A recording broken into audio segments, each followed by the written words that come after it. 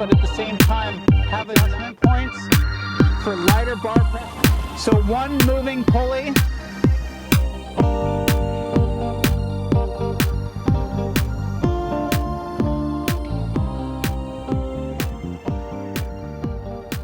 Hi, I'm TJ from Big Winds here in Hood River, the beautiful sandbar on a fall day, to go through 3 of our favorite 2020 wave kites.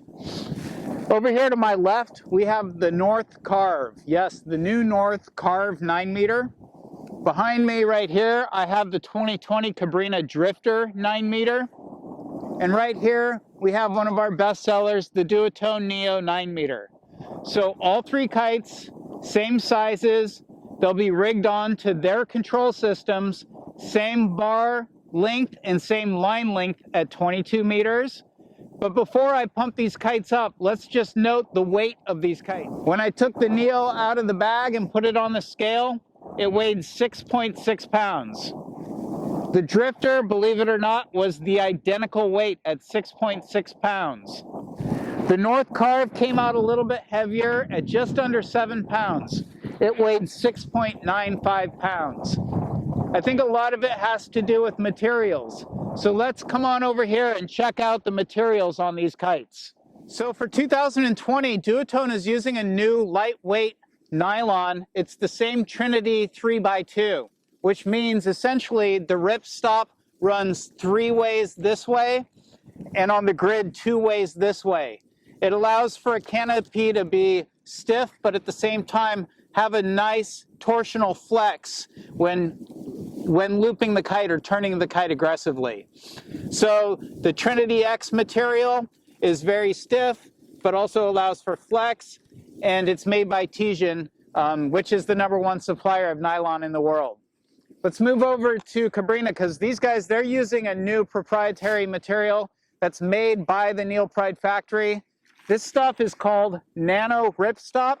And essentially, for every square or quadrant of ripstop that you would see in most other nylon materials, these guys have doubled it. So if you look closely, the ripstop is still a 2x2 like it had been, but now it's just run with super small little squares. So they've doubled the ripstop. This makes for a really stiff canopy, at the same time really solid, so they can minimize how much Dacron they're using. And to talk one step further on the Dacron, they're using a high tenacity Dacron. So you can see that in the grid here on the Dacron. Less Dacron used essentially means a lighter kite. So lightweight at 6.6 pounds, lightweight at 6.6 pounds. Let's look at the North Carve. Now North seems to be using just the standard double ripstop nylon called D2, which is probably one of the more tried and true nylons out there. So nothing fancy, nothing flashy. They kept it simple, but you can see a little bit more use of Dacron in the reinforced areas. So at just under 7 pounds, this 9 meter kite weighs 6.95 pounds. Okay, so now let's check out some of the features here now that I've got all 3 kites pumped up. We'll start with the North Carve 9 meter. Here at the wingtip, you can see the steering line bridle has 3 different adjustment points for lighter bar pressure towards the trailing edge, a little heavier bar pressure towards the leading edge.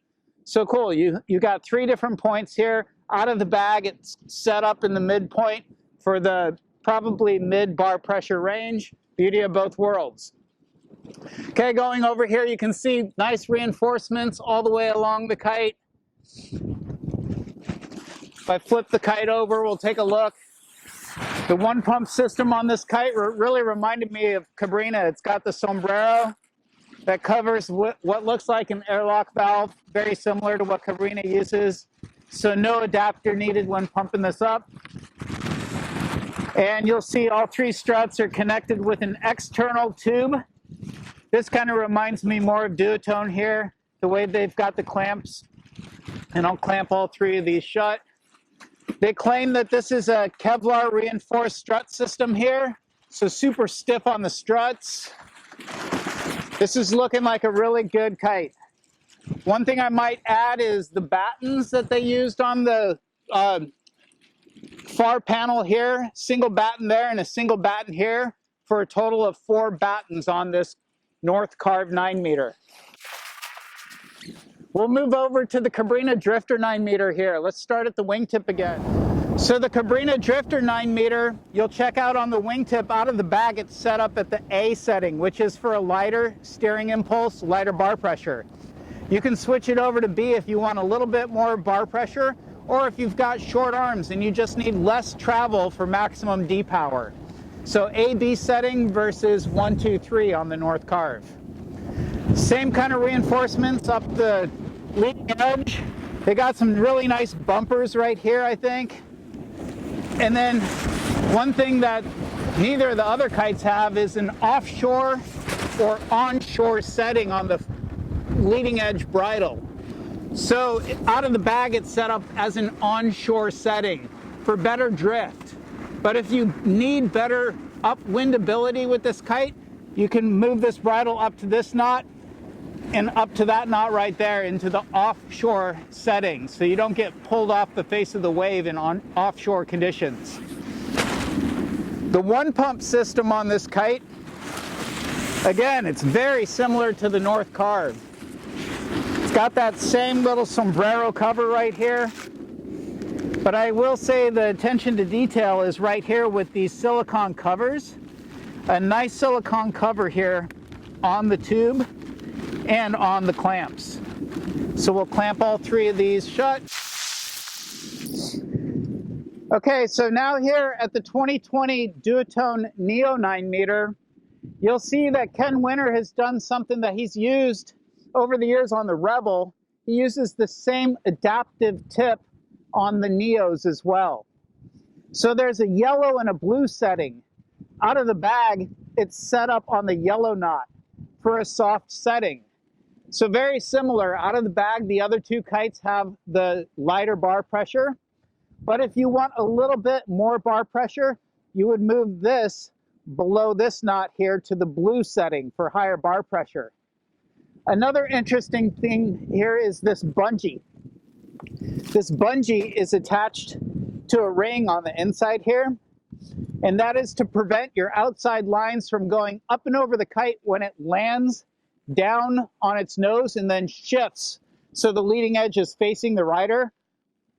Typically when a kite does a 180 on the water, the outside lines get wrapped up and over the top of the kite.